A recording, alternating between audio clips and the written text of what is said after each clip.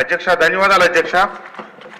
బ్రోరీస్ వ్యవహారం మీద స్వల్ప వ్యవధి ప్రశ్నలో నాకు కూడా మాట్లాడే అవకాశం కల్పించినందుకు ముందుగా రెండవ పర్యాయం శాసనసభలో అడుగుపెట్టేదానికోసం నాకు అవకాశం కల్పించినటువంటి చంద్రబాబు నాయుడు గారికి, లోకేష్ బాబు గారికి, పవన్ కళ్యాణ్ గారికి ధన్యవాదాలు తెలియజేస్తూ ఈ చర్చ ద్వారా ఇప్పుడు మొన్న ముఖ్యమంత్రి గారు శ్వేతపత్రం విడుదల చేసినప్పుడు చెప్పిన అంశాలు, ఈరోజు బోండా ఉమా గారు చెప్పిన, మంత్రి గారు చెప్పిన విషయాల్లో నేను ప్రతిరోజు వింటానే ఉన్నాను.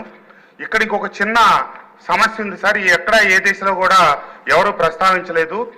మంత్రి గారు ఇందాక చెప్తా మద్యం గత అమ్మకాలతో పోలిస్తే బీరుకు సంబంధించి కన్జంప్షన్ తగ్గింది అని చెప్పారు.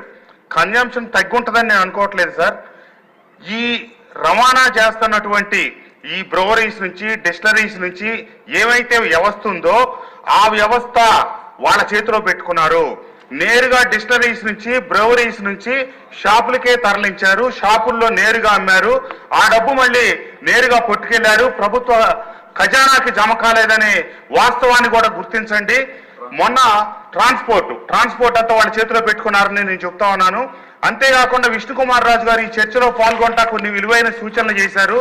ఎంత విద్యుత్ వినియోగించారు, తద్వారా ఎంత మద్యాన్ని ఉత్పత్తి చేయొచ్చు అనే గణాంకాలని పరిశీలించి ఈ జరిగే అవకతవకల్లో, ఎంక్వైరీల్లో ఈ విషయాన్ని కూడా దృష్టిలో పెట్టుకోవాలని చెప్పి మంత్రి గారికి ఈ సభ ద్వారా నేను మీ ద్వారా తెలియజేస్తూ ఈ అవకాశం ఇచ్చినందుకు మీకు ధన్యవాదాలు తెలియజేస్తున్నాను అధ్యక్ష. నమస్తే.